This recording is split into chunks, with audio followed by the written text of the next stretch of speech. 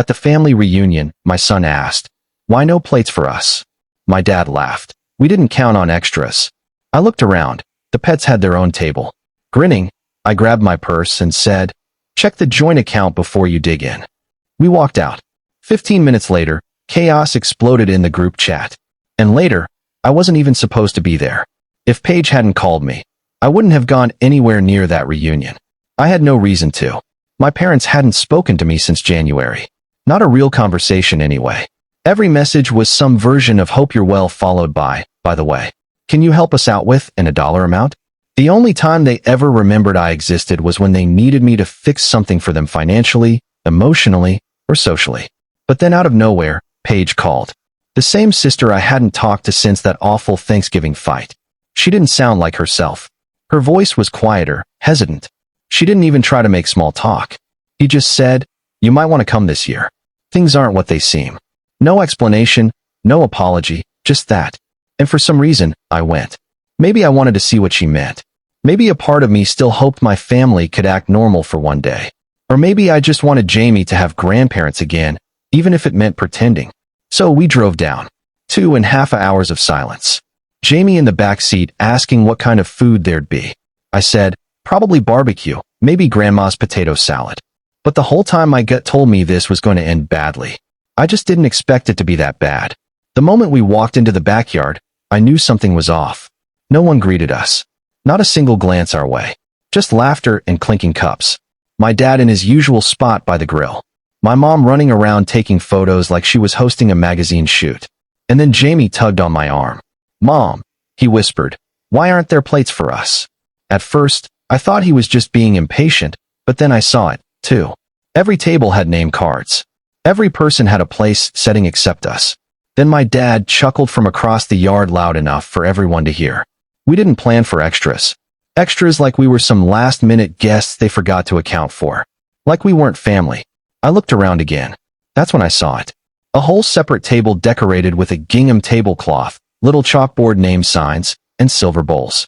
The pets had their own seats, their own meals. Turkey for the dogs, salmon for the cats. They'd even set out bottled water with the pets' names printed on the labels. And me and my son had nothing. I stood there for a second watching my mom fix the ribbon on a dog's collar, and I swear something inside me just clicked. I thought about the $6,500 I'd lent them last year for the roof. How my mom cried and said the insurance wouldn't cover it. How she begged me not to tell Paige because it would only cause drama. I transferred the money that same day, no questions asked. I'd been waiting for them to pay me back ever since. Now they were serving their golden retriever roast turkey off my money. I didn't say a word.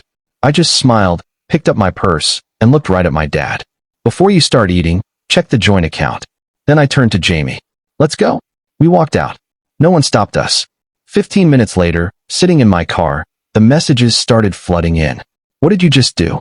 You drained the joint account. We needed that for bills. Everly, you're being petty. Grow up and come back." I didn't respond. I scrolled through the chaos while Jamie ate fries in the back seat.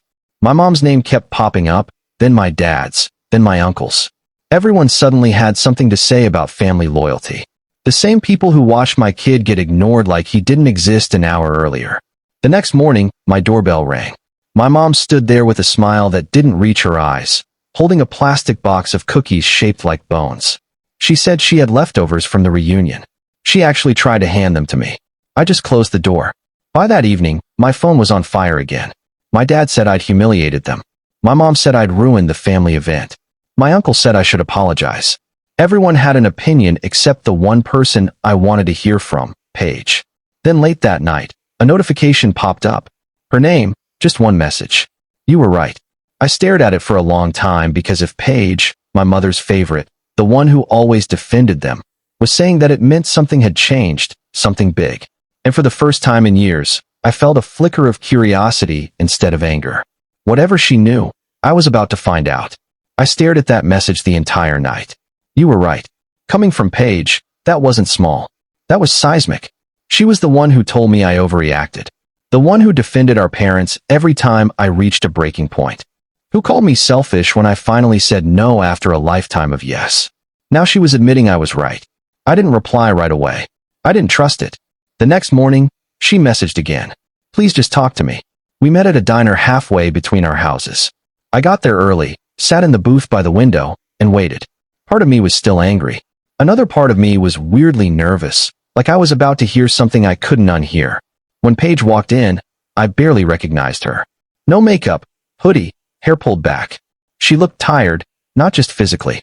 Worn down in that way you only get when you've been holding something in for too long. She sat down, didn't touch the menu, didn't ask how I was, just started talking. She said she'd been wrong. Not just about the reunion, about everything. Apparently, not long after I distanced myself, things at the house started getting different, meaner, quieter, more real. She overheard them talking about me, that I was good for it, and would always come around once she cools off. That they just keep Jamie close. Send cards, mention him on holidays, keep the door open just enough. She'll always come back for the kid. And then came the worst part. They never planned to pay me back. Not only that, they'd been telling the rest of the family that I offered the money, that I insisted on helping because I make 6 figures now. My mom apparently joked about it at Easter. How generous I was. Like I was just throwing money around. Paige said she tried to challenge them on it once and got shut down. She didn't know about the pets table until that day. She was disgusted. Told me she was the one who called me to come because she wanted me to see it for myself. That was her way of waking me up. She wasn't living in a house anymore. She said it was a machine, a system. Everyone had a role. My parents manipulated people like it was a game. Whoever provided the most got praised. Whoever pushed back got cut off, shamed, talked about behind closed doors. And she was tired. She looked at me and said, "I didn't believe you. I do now." I don't know what I felt in that moment. Not quite vindication, not exactly relief. Maybe just a kind of sad confirmation, like a wound I'd been ignoring had finally been diagnosed. I left the diner feeling heavy. That night, I sat in my room after Jamie went to bed and scrolled through old messages from my parents. Every time they thanked me, every promise to make it right. Every little manipulation tucked into smiley face emojis and heart stickers. Then I sent the message. 12 tomorrow. I'll be at the house. If we don't talk, we're done. I waited. Nothing. Not even a thumbs up. I went anyway. My mom opened the door like she'd just seen the mailman. No urgency, no emotion. "Oh," she said. "You were serious?" They didn't even offer me a seat. I stood in the living room and asked them point blank. "Did you lie about the money? About the stories you told everyone else? Did you really say those things about Jamie?" My dad looked annoyed, like I was wasting his afternoon. He said I was taking everything the wrong way, that they didn't lie. They just didn't explain every detail. My mom said, "You're still on about the money." That was it. I told them I was done for real this time. No more calls. No more help. No more pretending we're a normal family. And if they ever tried to pull Jamie into this again, if they even sent him a postcard without asking, I'd consider it harassment. They didn't take me seriously, but I was done playing the good daughter. I thought that confrontation at their house would settle things. I naively believed standing my ground would make them understand I wasn't bluffing anymore. I was finished being the dependable daughter who just needed to calm down. But with people like them, silence isn't defeat, it's strategy. At first, they went quiet. No texts, no calls. I didn't reach out either, and Jamie didn't ask about them. He could tell something was wrong, though he didn't say it. He just stayed near me, especially at night, like he could feel the tension hanging over us. 3 days later, Paige sent me a screenshot from Facebook. It was a photo my mom posted, an old Christmas picture from 2 years ago, one I'd taken. Jamie in a red sweater, frosting on his nose, sitting on her lap by the tree. The caption read, "We don't see him as much now, but our love for Jamie never fades. Family's messy, but love is straightforward. Some bridges burn, but the heart holds on." Red heart emoji, perfectly crafted, just vague enough to win sympathy from anyone who didn't know the truth. The comments were filled with, "Stay strong, he'll come around." She'd flipped the narrative before I could even respond. I didn't comment or like the post. I just stared, feeling that familiar burn creep into my chest. Then Paige texted again. "Dad's already calling people," she said. "Told Aunt Marlene you lost it at the reunion, that you're too protective of Jamie and obsessed with money." They were rewriting the story, painting me as unhinged, cutting them off for no reason, while they were just loving grandparents trying to stay in their grandson's life. I started saving everything, screenshots, forwarded messages, voice notes. The next week felt almost normal. Jamie had soccer practice. I stayed late at work, and we fell into a routine. Then, on a Wednesday afternoon, everything broke. I pulled into the school pickup line at 3 o'clock, as usual. Waited 10 minutes, then 15. No Jamie. I parked and went inside. The receptionist smiled like nothing was wrong. He already left, she said. Picked up at 2:15. Your parents signed him out. I froze. They're emergency contacts, she added. They had ID. We checked. My heart stopped. I ran to the car, hands shaking, and called my mom. No answer. Called my dad. Nothing. Then I called Paige. She picked up right away. I think they took him to their house, she said. I'm heading there now. They're trying to make this look like a misunderstanding. I didn't reply. I just drove, running 3 red lights without a second thought. When I got to their house, I didn't knock. I pushed the door open. There they were, my parents on the couch, Jamie between them, holding a cookie, looking pale. Not scared, but confused. The moment he saw me, he ran to me. I grabbed his hand and faced them. I wasn't yelling or crying. I was calm, cold. I told them clearly, if they ever took Jamie without my permission again, I'd call the police. It wasn't a threat. It was a promise. My dad stood like he wanted to argue. My mom tried to smooth things over. We just wanted time with him, she said. You've been so distant. I didn't let her finish. You took my son without telling me. She opened her mouth, then shut it. Jamie stayed glued to my side as we walked to the car. In the car, he was quiet until we reached our driveway. Then he said softly, I didn't want to go with them, but they said you were okay with it. I gripped the steering wheel harder. I looked him in the eyes and told him the truth. I wasn't okay with it. He nodded and said nothing more. That night, he climbed into my bed without asking. He hadn't done that in over a year. That's when I knew things were broken beyond repair. The next morning, Jamie stuck close to me. Not clingy, just quiet, watchful. At breakfast, he kept glancing at the door, like he thought someone might barge in. Before he even put his shoes on, I emailed the school. I had my parents removed from the emergency contact list and sent written instructions. Under no circumstances could they pick Jamie up. I included his custody paperwork, confirming I was the sole guardian, and copied the principal. I was done playing defense. That afternoon, Paige stopped by. She'd been keeping her distance as things unraveled, but now she was livid. She said our parents didn't think they'd done anything wrong. When she confronted them, they accused her of being swayed by me. Then she handed me a flash drive. Listen to the last recording, she said. You'll see why I'm moving out. She left without another word.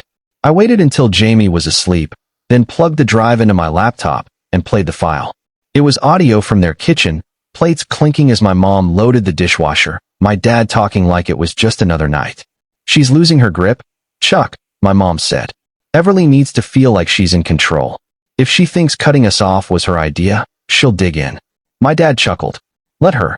She'll come crawling back when she's broke or tired. They always do. A pause. Then my mom again. Or we go through Jamie. He's soft, trusts people. If we're subtle, we can keep a connection. She won't cut us off if we have him. Something broke inside me. Not anger, not sadness, something colder, final. My own parents, treating me like a problem to manage and Jamie like a pawn. I didn't sleep that night. I replayed every conversation from the past year, every innocent request, every emotional moment with strings attached. At 6 a.m., I called a realtor and said I was ready to sell the house. It wasn't about the neighborhood or memories anymore. It was about distance, real, physical distance. I wanted a new zip code where no one could just show up. By 10 a.m., my mind was set. We were moving. That same day, while Jamie was at school and I was on the phone with the realtor, I got a text from my dad. No words, just a video. I opened it. A year-old video of Jamie laughing in the backyard, running through a sprinkler, ended with my dad's voice saying, "That's our boy." No caption. They thought this memory would soften me, but it made me sick.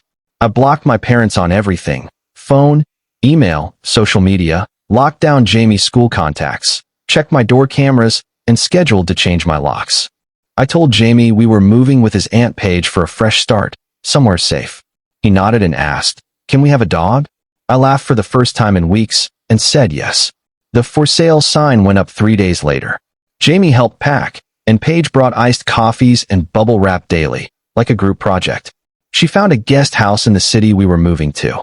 Starting over wasn't a luxury, It was survival. By week's end, the house was half-packed, and we had a dog adoption appointment. Then my dad showed up with a manila envelope. He held a sign to the camera. "Just read it, please." I opened the door, silent. He looked tired, desperate, and said, "Your mother is really hurt." I took the envelope to end it, locked the door. That night, I read the letter. Vague apologies at first, then a request for $6,500 as a gift for their debts and roof repairs. The PS read, "Don't punish Jamie by keeping him from us." It wasn't about love, it was control, money, optics. I tossed it in the shred pile. 2 days later, the school called. My aunt, who'd liked my mom's Facebook post, tried to have lunch with Jamie. I rushed over, updated security with the principal. Paige asked if we were safe until the move.